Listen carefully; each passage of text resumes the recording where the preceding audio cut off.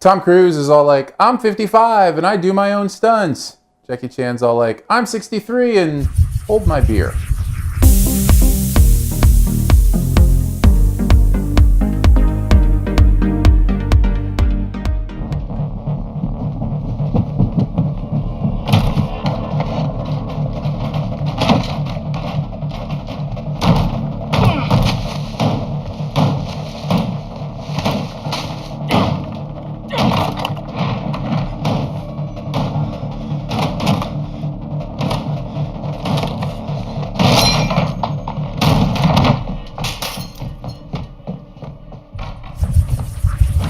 The Foreigner brings Jackie Chan back to us in a serious role, playing a father going through tragedy and how he responds. Pierce Brosnan in there as well. It's a crime, mystery, suspense, thriller, action, martial arts, all of the above kind of film.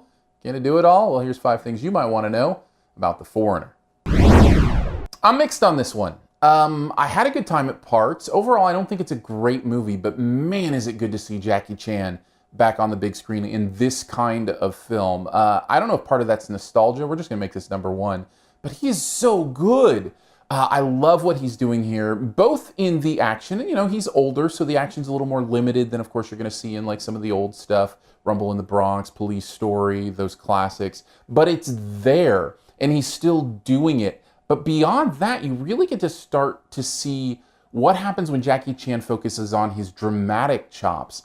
I thought he pulled this off really well. I found it believable. I was with him. I was feeling the things that he was emoting on screen. I think Jackie Chan is wonderful in this movie, and I cannot wait to see if he can do more. The other thing I think I really liked was the overall substance of the film. There's a lot of really interesting, intricate pieces to what's going on here. And yet, the movie does a really decent job of allowing us to understand which piece is which, how it's related to the other pieces. I mean, you have Brosnan dealing with kind of an IRA conglomerate piece of the puzzle where he is trying to bring peace, or is he, and who are these parts underneath him? Yet you always feel like you understand the structure of the hierarchy of who these people are. You've got Jackie Chan on the outside, and then you've got all this stuff going on the inside. And how those two interact, I thought was pretty well done. And then we get into some stuff where I begin to get a little bit iffy on the movie. The story's a little bit iffy for me. I'm gonna give this a yellow because I'm not sure where you'll land on it. I like the mystery of what's going on here. I like the fact that they're telling a story that feels gritty, that feels like there's a lot of real dramatic darkness involved in these people and what they're trying to accomplish.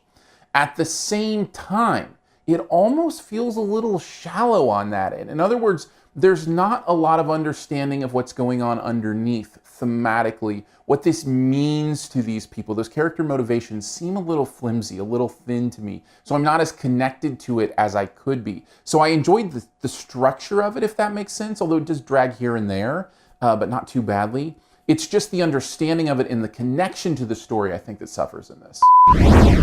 And I think the main reason for that is objective focus. Now, what I mean by that is a movie, in order to succeed, has to have me involved in rooting for something to happen. Now, I understand the underlying motive of our protagonist here. I understand the emotion that he's going through and what he wants to do with that emotion. However, I don't think the movie gives you the pieces, the concrete pieces you need to understand about where that motive is directed. And because of that, it feels a little out of focus. It feels a little loose. So you don't exactly know what you're rooting for him to do. Because it wants to play with the who is good, who is bad kind of thing. That's fine, that's enjoyable, but it also sacrifices the go after the bad guy kind of thing. This is the reason Taken works so well, right? You know who the objective focus is, and you know that Liam's gonna go after him, and you understand the tale. In this, that's missing a little bit, and I think it hurts the movie overall. And let's finish with this, something in the grand scheme of things that probably doesn't matter, but somehow it matters to me.